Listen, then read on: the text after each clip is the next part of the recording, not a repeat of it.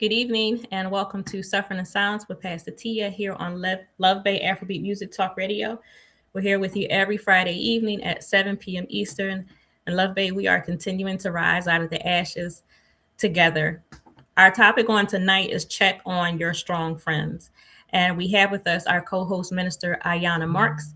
And our guest for this evening is DR.SEKELA Coles, who is the author of Chocolate Girls Poems, Because Life Can Be Poetic. And so before Ayana and Dr. Coles greet you all, I want to start tonight with a correction. So our program on last night, we talked to Kathy from Crossing Paths Animal Rescue.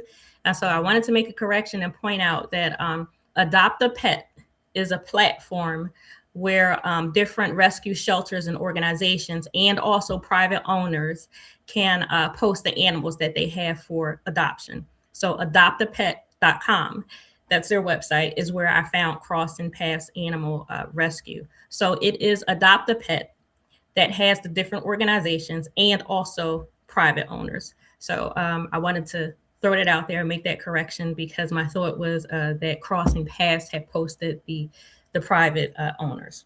So I wanted to throw that out there. So Ayana, if you would start with just greeting our listeners and viewers on tonight.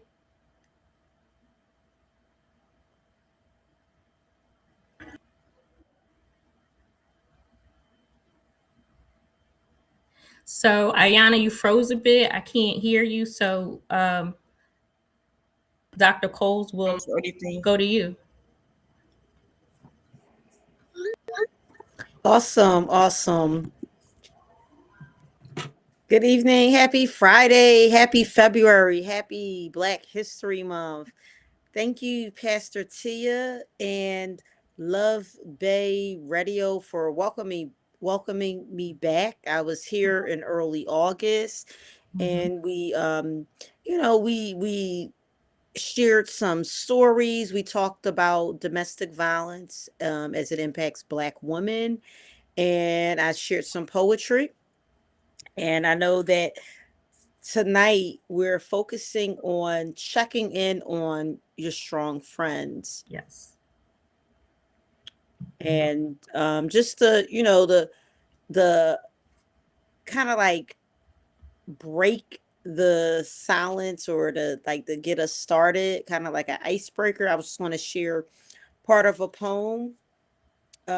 This poem is focused on friendship, sisterhood, love, and it is called Sister Friend Love. And this is a poem that I wrote in 2024 that I published in my first poetry book of Chocolate Girls Poems. And again, this poem is called Sister Friend Love. I've been blessed to enjoy this thing called Sister Friend Love. I call it a blessing because it's like heaven sent from above. It's having someone that always has your back, whether it's to listen to you cry over a man or when you're under attack. It's that friend that's like family, you know. You can bust it up over a glass of wine or blaze some good hydro. Your family and all your circle knows her. She can make you laugh until it's all a blur. Whatever you are stressing or mad about, she's like, I'm on my way. You need to get out. And before you know it, you are out dancing, drinking, laughing, and enjoying yourself. So thankful to have my fun, loving sister friends that make me feel good about myself. I thought that poem was the one that most closely tied into the theme of checking in on your strong friends. Yes. That was absolutely beautiful. Thank you for sharing it with us. And Ayana, before you greet our listeners and viewers on tonight, DR.SEKELA, tell us where your books, your poems are available. Most definitely. So my books are available online you can go to my website, drsekelacoles.com. That's DRSEKELA. COLES.com. You can also go to Amazon.com. And if you type in my name or if you type in Chocolate Girls Poems, you will be redirected to my two poetry books as well as educational parenting book that I wrote for parents that look like us of high school youth, and also with an adult series that I wrote for people that look like us. So Awesome. I'm focusing on us and all of the things that I do. Thank you so much. With that, Ayana, if you would greet our listeners and viewers on tonight. Good evening, everyone. It's Minister Ayana here. And first and foremost, I would like to thank you all for continuing to listen and to support the podcast. I hope you all stayed warm this week. I hope you all stayed comfortable this week. We have an amazing topic this week. Check on your strong friends. And it's amazing to talk to DR.SEKELA again to get her point of view on different things. So I hope we give y'all the reassurance that you guys need as well as the comfortability that you guys need as well. Awesome. Thank you so much. So we're going to share a few resources, and then we're going to go right into our topic. Ayana, we're going to start with you because actually, I don't know if I told you, DR.SEKELA, but this is Ayana's thought. This topic came from Ayana. So we're going to go right to her after we share these resources. First, we're still in the process, Rise Out of Ashes, Inc., of raising funds for what we do, supporting victims and survivors of domestic violence. So if you want to help us, you can go to GoFundMe, look for our donation link, which is Rise Out of the Ashes, Inc. You can also write a check if you like. We're at P.O. Box 15, Drexel Hill, PA 19026. Again, we are a 501c3, so all donations are tax deductible. Also, you can purchase my book, Suffering in Silence, which is on Amazon. We use proceeds from my book to support victims and survivors financially. What we do is we help hugely with transitional resources. A huge part of what we do is immediate and emergency funding. We help victims and survivors financially with transportation, doctor's visits, medicine, food, clothing. We've helped some individuals move from one location to another to be in a safe space. We were able to help a couple women get out of state into a new home, new surroundings. So we're doing what we can do, but we need your help to do that, to continue to do that.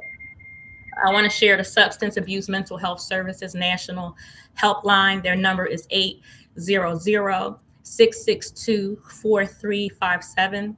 Befrienders volunteer action to prevent suicide. Their website is befrienders.org. You can find a helpline by your country if you visit their website. I want to share the National Domestic Violence Hotline in the United States. Their website is thehotline.org. Their number is 800-799-7233. In Canada, we have the Canadian Women's Foundation. Their website is canadianwomen.org. Their number is 866-293-4483. And in the UK, we have the National Domestic Abuse Helpline. Their website is nationaldahelpline.org.uk. And their number is 0808-20-00247. Or additionally, you can visit Women's Aid, AID. Their website is womensaid.org.uk. And with that, again, we move into our topic on tonight, check on your strong friends. And so, Ayana, as I said, I want to start with you and give you the opportunity to explain and expound on your thought, check on your strong friends. So what is it that you actually meant when you made that statement? And not just when you made that statement, but when you said it, I could feel your emotion behind it. I could feel the seriousness of your words behind it. So tell us what you meant. Okay, so when I said like check on your strong friends, I meant it in a way where sometimes the strong friends in the group or the strong betraying ones seem to mask things a lot because they don't want to seem like a burden or they don't want to seem like they're putting all their problems onto somebody else. And, people got life problems as well, but sometimes they don't want to feel like they want to throw their problems onto somebody else. So they feel like they can take it all in on their own and still be strong for everybody else. Like sometimes you can see them with a smile on their face, you can see them joking around, you can see them happy and uplifted, but sometimes they just need to, like, are you okay? Like, do you need anything? Do you need Mhm. to what's going on mentally? How are you mentally? Sometimes they just need that. They just need to be. They just need someone to be for them what they are for everybody else. Like sometimes they just need. Okay. Sometimes they just need sense of a sense of realization that you have somebody to come to. You don't have to bear things on your own. And I don't think it's really like portrayed well, especially in my generation, because sometimes we'll see our friends happy and smiling and joyous, and we're thinking, okay, everything is peaches and cream, but on the inside it's not peaches and cream. On the outside they have to portray to be a certain way, but on the inside is something that's totally different. So that's what I meant when I said like check on your strong friend, just to make sure that they're okay. So I think you stated that beautifully, and I think that it's very telling and it's interesting that we have freshmen, we have sophomores, we have juniors in college with this train of thought, which stems from the experiences that they've encountered. Like we have our young people who are having to be strong for themselves and having to be strong for others while they're dealing with challenges. And I mean our young people, our babies in college, 18, 19, 20, 21, they're dealing with domestic violence.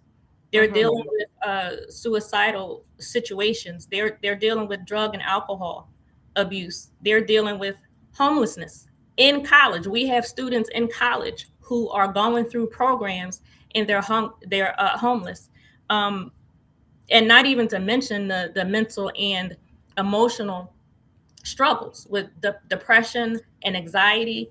And we have some of our kids going through this and still at the same time trying to be that shoulder, that support, for their group or for their family, for their community, for others around them. Um, so, Dr. Sekela, if you would chime in and No, give I us. just think it's important that we recognize that being strong doesn't mean that we're okay. Um, Black women, we carry a lot of emotional, familial, and community responsibilities, but we still receive less care in return from everyone. From everyone, we give so much care and we receive less in return, and it's this whole strong Black woman expectation.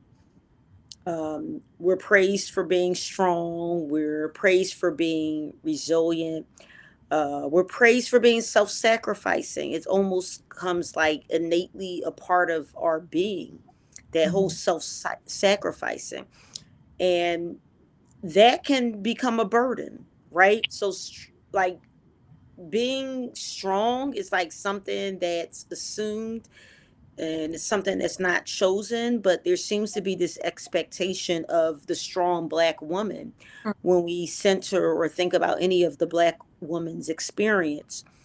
Where our pain is minimized. I mean, we see that with now all of a sudden in like into 2025 and beginning of 2026, there's this focus yet now of like the maternal health rate amongst Black women in this country, but this isn't something that just started. So like our pain, our trauma is always minimized. It's not really respected. It's not talked about.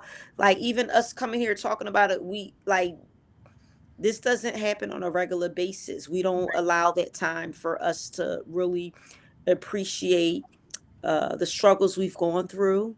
And even if we haven't directly gone through different situations or different struggle, it's in our DNA via our ancestry that has gone through it.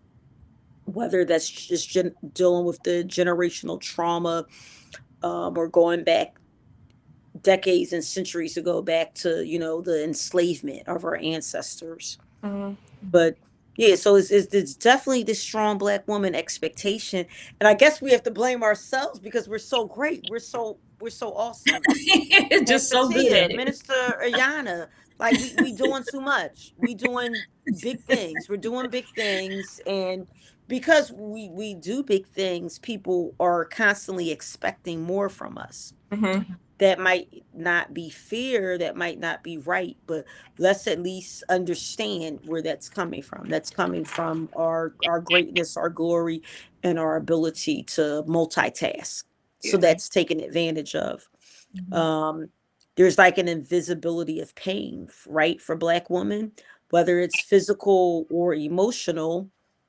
Our pain is either minimized or ignored or normalized, whether that we're talking about social relationships, whether we're talking about, intimate relationships, or whether we're talking about even like workplace relationships.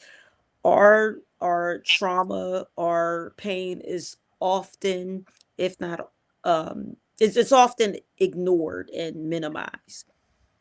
um there's also the fact that there's not like enough of a respectability and silence for Black women, and this is regardless of whether we're in a workplace where it's majority us, right, or it's, a little mixed DEI type of workplace. So just, myself personally, I've been through um s- like a lot of different, which might now looking back they were traumatic, but like we're so used to surviving and just we keep going that we don't really acknowledge and take time to let go of our pain, like speak to it and let go of it. But so like we are expected to be the strong ones because we always present as strong, Mhm. and we have to think about where do we find a balance with that. We Right. present as strong because we are strong, we're the descendants of great people from the continent, even though we were kidnapped, enslaved, and we are here where we are, we've still like excelled and like um surpassed a lot of expectations that people did not have for us. Yeah. Like, so I'm a math teacher. And so, like, with it being Black History Month, but we know Black History is 365, 24/7. But with it being Black History Month, I'm blessed to have this amazing math coach in the district where I teach at who shared information about Black mathematicians, and just like, talking to my students about like Benjamin Banneker, but also going as far back and talking about Hotep, just to expose them to the fact that you come from greatness. People that look like you and I, we're intelligent, we're brilliant, we come from greatness, just to, to make sure that they're surrounded and lifted up and know that, I don't know, we just to know that there's so much more that they have in their DNA, in their environment, and just reminding them that you have these adults that look like you, that support you and love on you. Because when I approach my students, I'm always thinking like my children when they were in high school did not have someone that looked like me to nurture, protect, and educate and care for them. I'm not saying that the teachers they had didn't do that. I'm just saying they didn't have somebody that looked like me. So I'm like always like extra, like I'm going off on one topic here, but I'm always extra making sure that our babies, that our youth are that look like us, that they know that we love them, we support them, we nurture them, and we got their back. Mhm. So, but I mean, the same goes to when we're thinking of like within our peer groups, we have to check on our strong friends. Yeah. In particular, we need to have that conversation with Black women. We are always multitasking, doing so much, whether we're a mother, whether we're a wife, whether we're a grandmother or auntie or an educator or a nurse or a counselor or a social worker. We are by nature very, very skilled at being protectors and nurturers and encouragers, and we have to make sure we're taking care of ourselves. That we're kind of like how we now this new trend of making sure you care for the caregiver. We have to make sure we take care of ourselves. As Black Yeah. women, we wear so many hats. We wear so many hats, and we have to make sure we take care of ourselves. And in that same token, of course, yes, check on our strong friends. Yes. So, Dr. Sekela, you said much of what leads into another question that I want to ask you. But before I do, I want to go to you, Ayana. I want to ask your thought because the place, and I believe I could speak for myself and Dr. Coles, the place that we're coming from, when we can say and when we know that it's something that needs to be done, check on your strong friends. We've lived a life of experience. I'm almost 50 years old. Yeah. So by my experience of being almost 50 years old, I know what it looks like. I know what it's like. I know how that has to be done. Having said that, we've lived life. And not that you haven't lived, but you're not 50. And so but it's like, but you're already of that mindset. Like, this is important, the mental and emotional health. And so I'm just like, my mind is boggled that this is what our kids in college already are having to think about. Like, we have experience Our behind kids in us. high school. Yes, like you're just starting. Sis, our Y'all kids in high haven't school are started life experiencing yet. things that we didn't experience just because of our. I need to let Yeah, Minister so I mean, Ayana. Just but because that's of that, it. we didn't have like this rapid spread of information and communication via the technology and Yeah. social media. Well, at least I'm 47. We didn't have that when I was in, like, the internet was a new thing when I was graduating college. Like, Wow. I was Yeah, typing papers on my roommate's word processor. the word So processor. now when no, I'm serious. I I'm had a word serious, Pastor processor T. too. We But had a now, like, class. we look at what We our had a children are computer class experiencing. to teach They're us how to use experiencing, the computers. right? I know now Yep, is iPads and laptops. I'm like, listen, I remember when Ayana they first laughing at opened the computer lab. Hold up, Minister Ayana, you're at my alma mater. I remember when they first opened up a computer lab at Lincoln. Yeah. I was writing paper. I was handwriting papers and turning them in.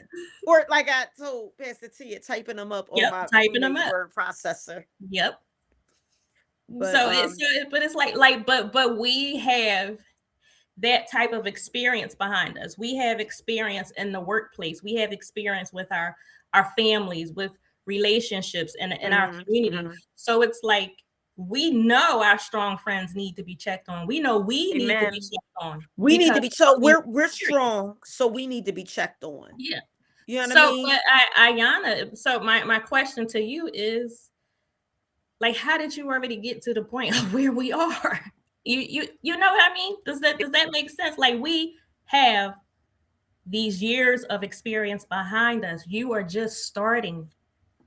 So I just can't imagine the stress that our young people are under right now. So, Yeah. Ayana. So it really all stemmed from, I would say, starting high school. Because in elementary school and in middle school, we were kids. We was just having fun, going through school, having fun, decided to go to school. But it really all came from when I started.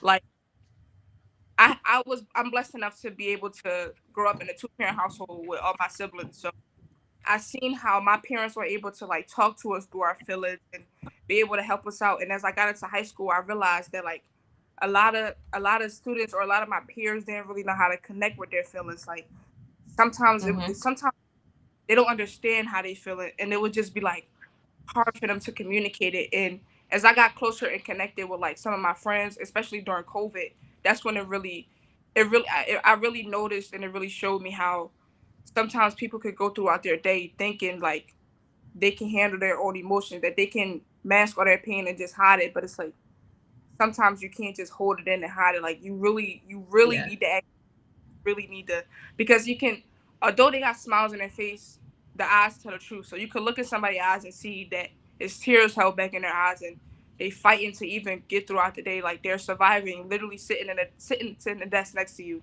They're surviving just to make it through the day. And it's like, for me, if I'm able to just reach out, ask if you're okay, give you a hug, tell you a joke just to make sure that you laugh, it's like, okay, at least I'm doing something to be able to make sure that you go home knowing that you are worth it, knowing that you belong here, knowing that somebody cares about you and that somebody actually loves you and wants to see you push through. And as I got to college, that's when I'm really like, okay, I have to I have to make an impact. I have to be able to make a change, because a lot of people don't want to make that change. But I'm so blessed to be able to come to Lincoln, because I realized that not only do I want to make a change, so many people around me want to make that same change as well. So there's so many different resources we could go to. There's so many different organizations. There's so many different people we could go to. We even have our own our church here at the chapel, and the pastor is willing to help out. The people in leadership is willing to help out. So that's what really showed me that, like, it's okay to reach out and want to make a change. Like, that's what really persuaded me and pushed me. That is I want to say that's amazing, but it hurts. Yeah. It hurts. It hurts for our young people to have to have to shoulder a burden in life that it's like, oh my goodness, you shouldn't have to be at that point already. You know what I mean? It's like, again, I know I've said it several times already. I'm almost 50 years old. Like you haven't even got there. You haven't even got there yet. I want to share a part of an article. This is from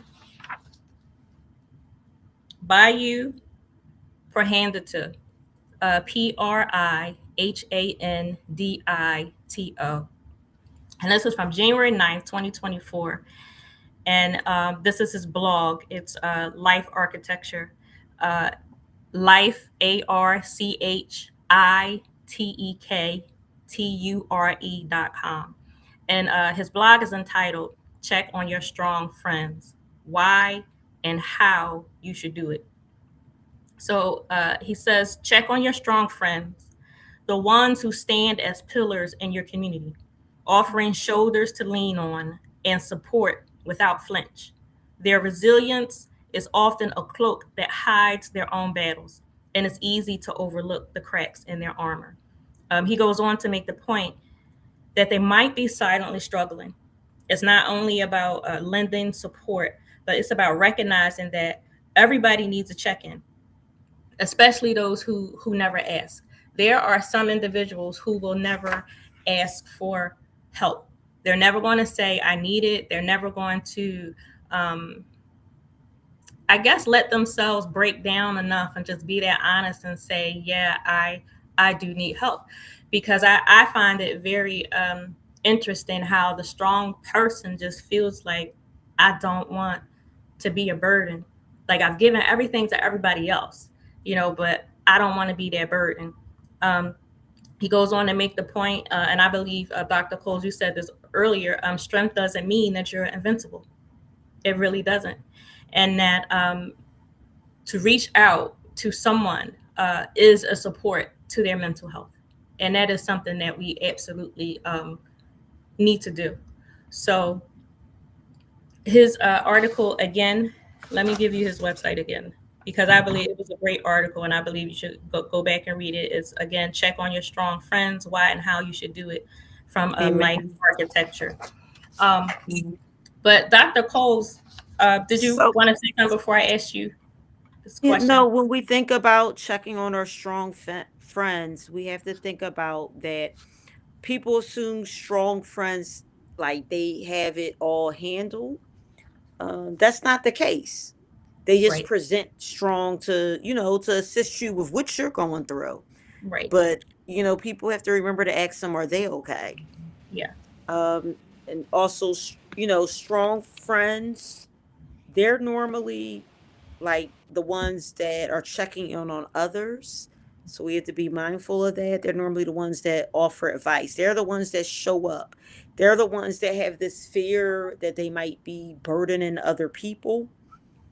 So they don't want to be seeming like needy or dramatic. And then in this country, we already have a problem where Black women are very conscientious of our emotions because we don't want to be looped into that stereotype of the angry Black female, the angry Black woman, or just, having too much emotion. So we're very much always regulating and checking our emotions, making sure, we present as calm.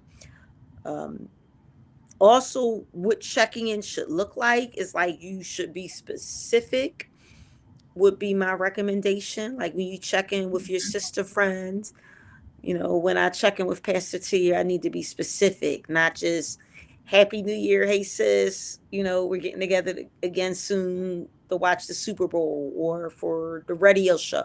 No, it needs to be Pastor Tia, what's good? What's is there anything that I can support you with the children or with your family, or just we need to make sure that we are checking in on strong friends, because a lot of times they're always the ones that are showing up and helping us or helping other people.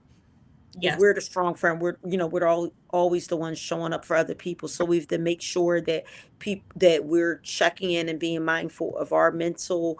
We have to make sure that we're not getting into the stereotypes or burdening one another. Mhm. We got to be specific. Let me know if you need anything. Like, no, really, we really mean, do you need anything? How can I help you, sis? Yeah. We got to follow up. We got to make sure we're okay with being honest. Like everything our sister friends, our sisters, our friends, or whatever, our coworkers, our colleagues, everything they say isn't going to make us happy. That wouldn't even make sense. What our family says doesn't always make us happy. Right. How many times do I complain about my young adult children to my sisters or my friends? But how many times do I love on them and I'm so proud of them? So so we have to recognize people are going to piss us off even if we love them. Mhm. So make sure that we're being honest and create that space where we can be honest and feel comfortable at. Yeah. And make sure that we understand that being strong should include having proper rest and setting boundaries, taking breaks. And Black women shouldn't have to earn care by being strong. Care should be proactive, consistent, and mutual. Mhm. And I'm thinking, let's maybe the three of us talk about when was the last time we checked in on someone that we considered strong. Today, I did it today. That's what's but up. but That's so what's up. I want to say before I ask you the next question, and listening to everything that you just said, and I think you made some beautiful points. I want to say to that individual or those ones that are checking in on the strong friend, um, be prepared to hear something that will shake you. Because, first of all, in your mind, for whatever reason, you've already built up a persona of this person, this individual. So you're already thinking they got it together. But when you are Mm, sincerely asking a question, how are you? What's going on? Do you need me? Do you need anything? And if they come back with XYZ, and this is not surface stuff, be prepared to hear something that may hurt you just because this person is hurting. So when you ask that real serious question, how are you? It's not always cake and flowers. It's not. So if you're going to ask the question, be real about it, and mhm, be real about what you would do with the response. Because if you're mhm, going to throw your hands up and say, I can't take this, I can't handle this, then you shouldn't try to put yourself in that position in the first place. Because like Dr. Coles and I, we're on a different level. If she's saying to me, what's up, what's going on, this is a person of the stature and maturity that I can say, this is what's happening right now. This is what I'm dealing with right now. So it's like I already know if a particular person in my circle is saying, I'm here, do you need me? I know who I can open up to. I know who I can share my heart with. And so when I'm sharing, they're prepared to hear whatever it is, even if they can't fix it. And it's not about fixing mhm. it. I want to say that it's not about fixing it. It's about That's being that right. safe Being space. in community together, being in Yes, support, being create. in solidarity. Like I'm That's going what through it's this, about. sis. You know what I mean? Like let's not act like we don't all go through stuff. Yeah, You know what I mean? that's Like that's it. we're sitting here. Pastor Tia and I are both survivors of domestic violence in Mhm. long-term relationships, right? So let's not act like we don't go through shit. I apologize for my language. I mean, it is what it is. And you, the strong person, needs to know that they have a community, that they have support. And so again, I'm saying if you are declaring yourself, or if this person has leaned on you and said, yes, you're a part of my group, you're a part of my support, be prepared. If they actually need help, be prepared to hear what it is, because it might make you angry. It might hurt you. You might be upset, and you might not know what to do, and that's okay. But again, it's about creating that safe space for that strong person to be mentally and emotionally okay.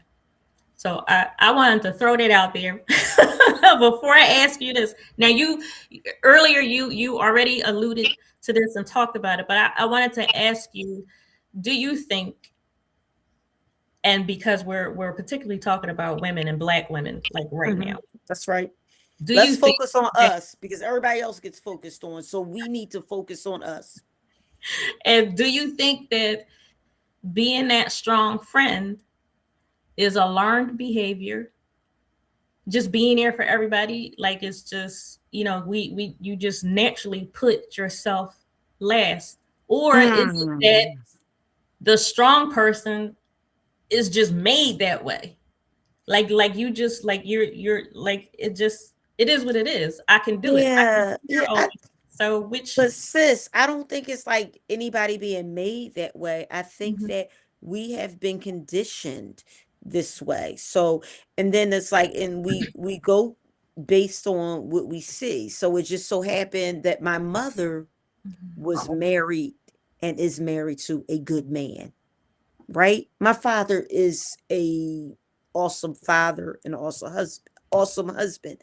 So like I saw that positive storyline. I saw that loving, relationship. And maybe that had me kind of like a little bit like that, maybe they had my expectations misguided and thinking that all of the men are going to be like this. And years ago, because now I'm in my 40s. I got married at 23. It's now since divorce, but I think seeing how my father loved on my mother and just the respect and the care that he gave my mother, and then the adoration and the love and the respect that my mother gave my father, maybe that did have me right after college as a young adult thinking like all thinking like, oh, this is how, all Black women and Black men are going to do one another. And that's not the case because we are dealing in this country, and not just in this country, but globally. We're dealing with the trauma, and that's just not the case. mhm. And, we all have to learn our lessons differently. And um, I'm sure there's a reason why I had the path that I had Yeah. and the lessons that I had. And I have my two babies, my two children by my ex-husband. They're now, one just finished college and one is in her she'll graduate college next year. And without whatever transpired, I wouldn't have had them. Mhm. And and I'm so proud of them, and I love on them and speak of them every day, even now as I'm going on. But yeah, so I think it's a learned behavior.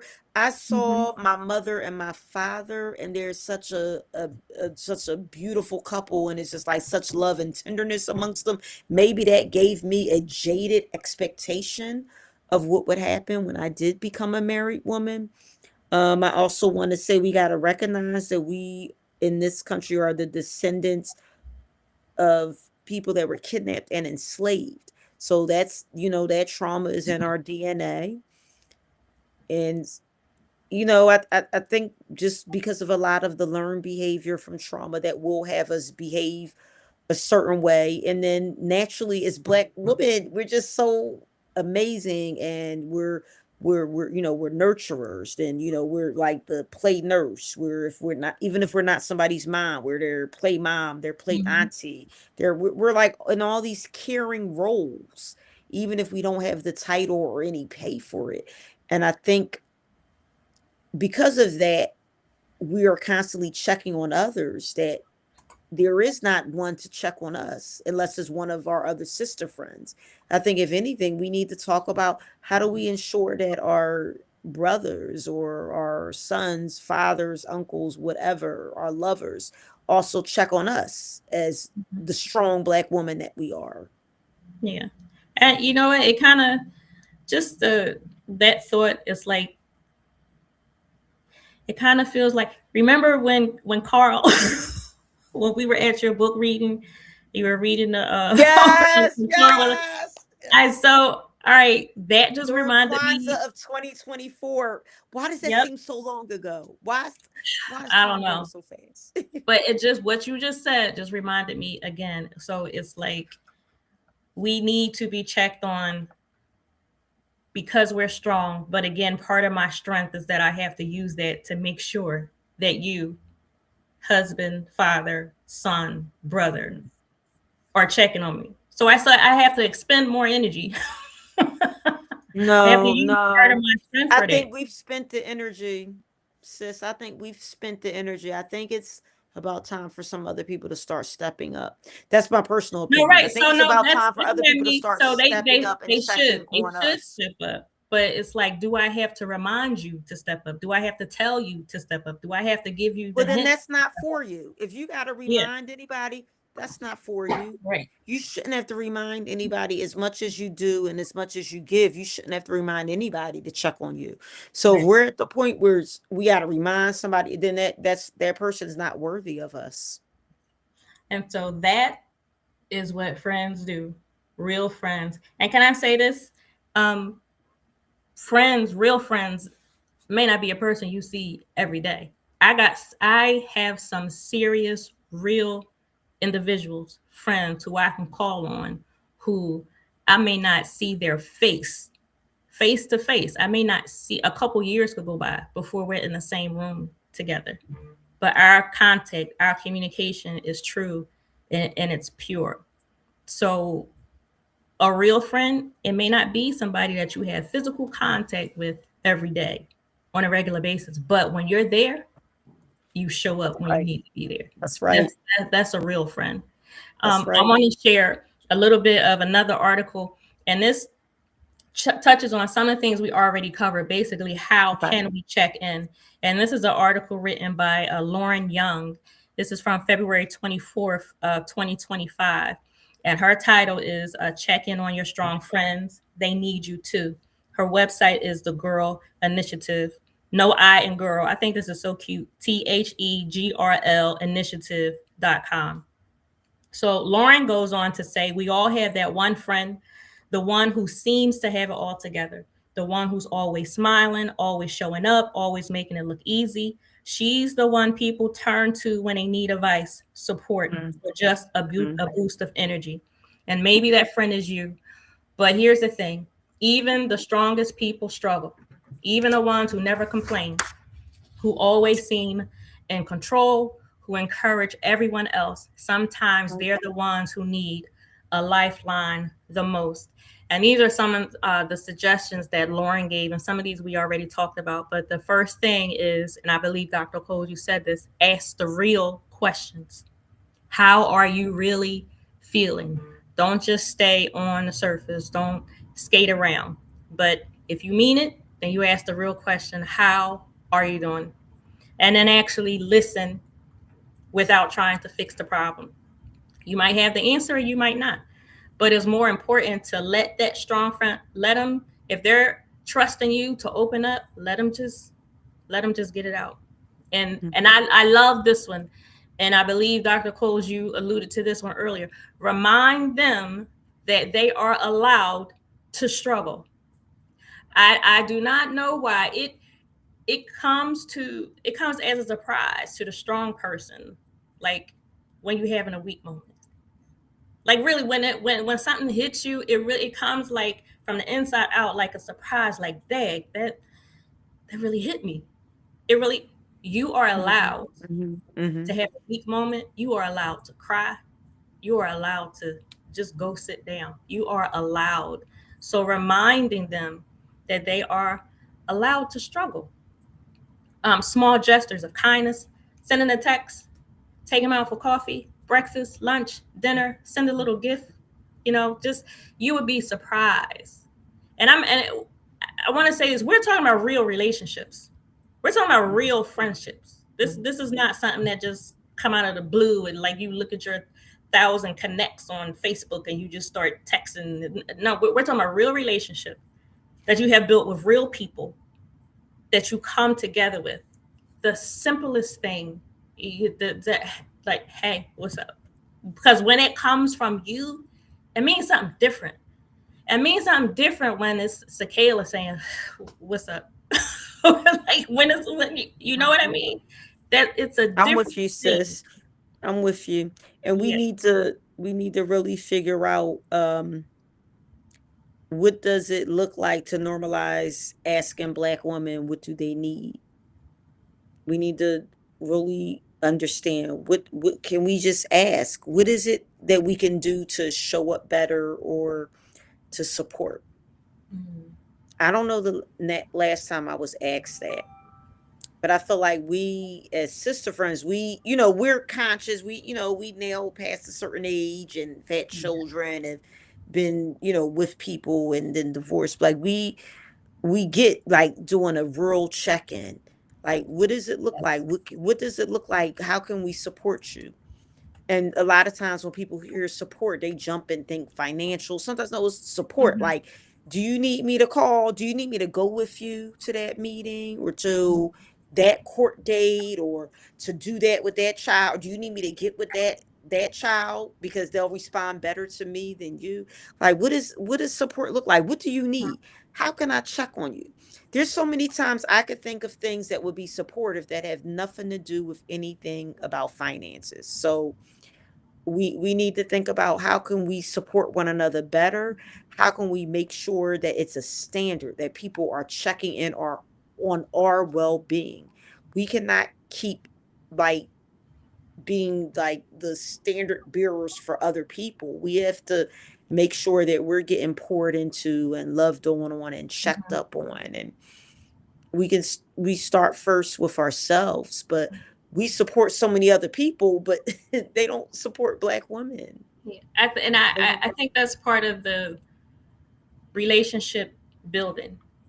I think that's how you learn what I can do for you, how I can support you, is me learning and growing with you through those experiences.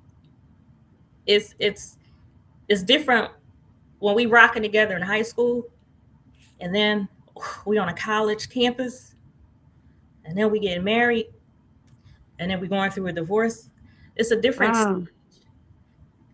But to have a person who is there with you, who's growing with you through all of those stages, or who just may be in your life for a season, growing with you through, a portion of your life, I think you learn what to do because you pay attention in that moment. And again, we're talking about real friends, we're talking about real relationships.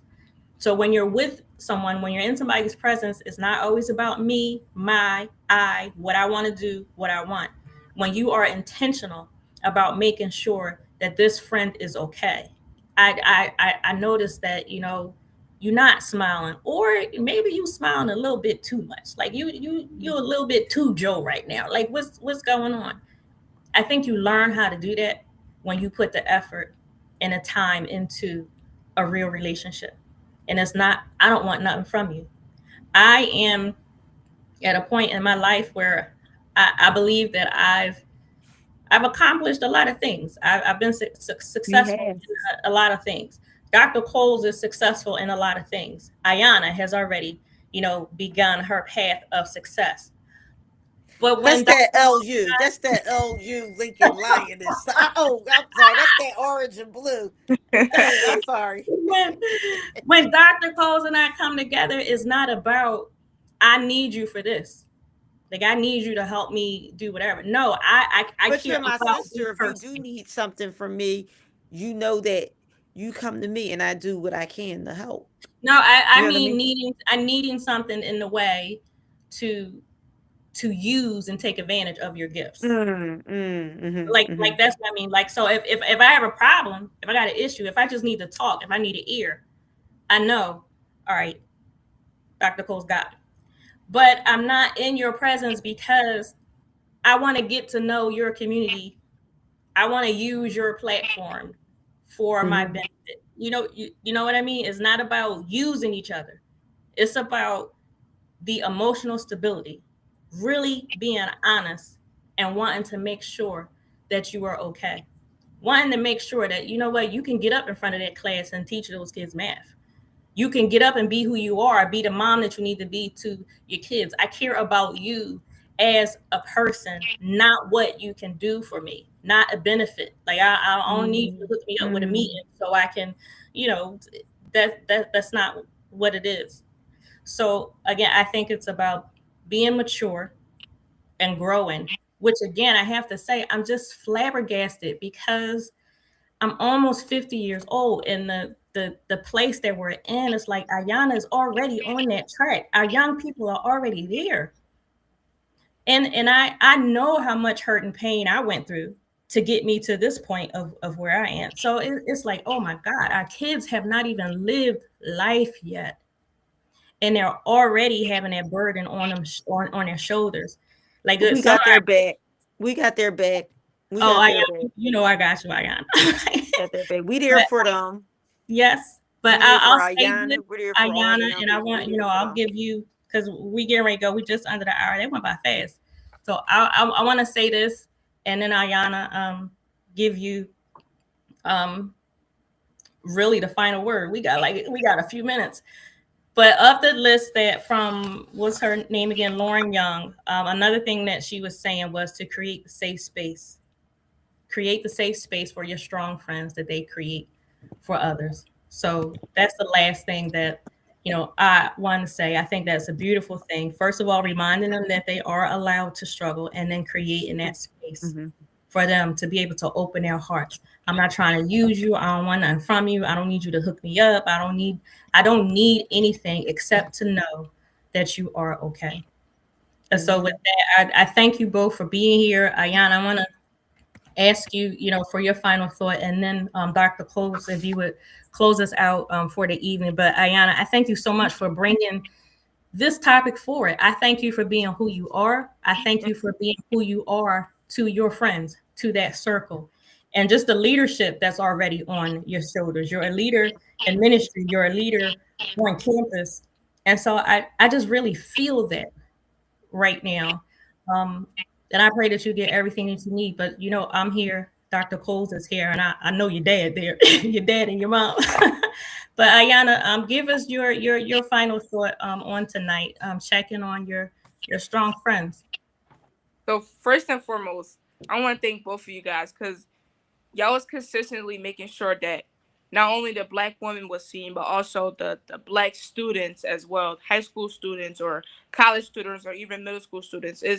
I think it's very important that adults also open their eyes and realize that sometimes their children, or not even just their children, the students who sit very in their classrooms or the students that they see just walking in the streets, that Mm-hmm. sometimes they're simply just not okay, and sometimes they don't know how to navigate through their emotions. And it's always important for the adults to see that and stop putting the blame on the students and stop putting the blame on the children to make them feel like they're less of, or that they're the problem in every situation.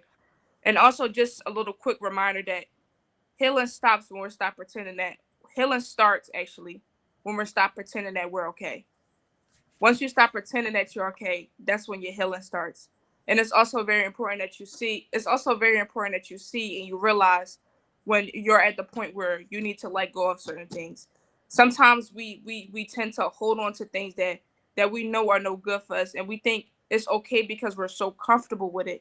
And I realized that as walking through this HBCU, that so many students hold on to things that they are comfortable with, and that sometimes they are scared to let it go because they're so comfortable with it. And if I could just encourage anybody watching this, that it's okay to just let go. It's okay to just be free of things, because if you don't let it go, then you're holding your own self back, and you got so much potential. You got so many things you gotta achieve. Like, your story is just not ended. You can't put a period where God is putting a comma. You just gotta keep Mm-hmm. pushing. And to the strong friends out there, I see you. Doctor sees you. Pastor Tia sees you.